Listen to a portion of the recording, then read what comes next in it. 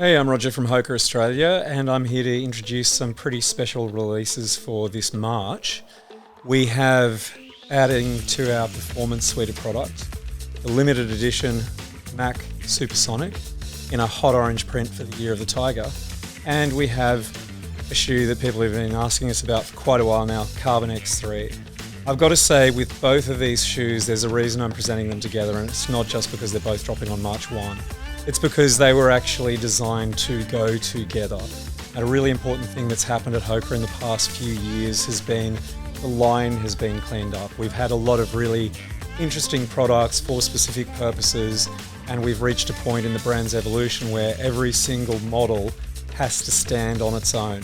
There might be some functional overlaps, but largely each product needs to justify itself, and that's how the line has been cleaned up by Director of Product Colin Ingram. So when you look at these two shoes together, the Mach, let's face it, the 1 to 3 could have all been a bit stronger than they were, but the 4, almost its own new model. The Mach 4 has been amazing. The fit on foot, that extra little broadness that accommodates feet for longer runs, and also, let's face it, an Australian foot spends a lot of time at the beach and needs a broader platform. Also in the Supersonic from the Mach, we have this two-piece midsole, which is basically cushioning right under the foot with a little bit extra softness under the heel and a really poppy, snappy outsole. In both of these shoes now, and you have the Mach designed really as a training partner or a tempo racer for a lot of people, and the Carbon X is the high-performance race option that pairs well with this as a training partner. We're using supercritical EVA. Now, there has been an arms race in foam. I personally feel like Hoka, as much as we do amazing designs, incredible product, brilliant stuff with foam that nobody could be doing the way we do if they haven't spent more than a decade working with foam and shaping and tooling of midsoles in a really dedicated way. But I feel like as far as compounds go, in the performance space, Hoka has not been taken as seriously for the past couple of years as we really deserve to have been, given world records and race performances that we've seen from Hoka athletes. So now we are here with supercritical foam. And what supercritical means, apart from being a really cool way to describe anything, is the bubbles which make up the foam, so the nothing that makes the foam really something, are set to an ideal dimension, and that dimension of bubble is consistent throughout the foam, which is an arduous process. It's a higher quality process that's applied to make these more resilient, lighter, springier foams that Hoka has been using for a while even better.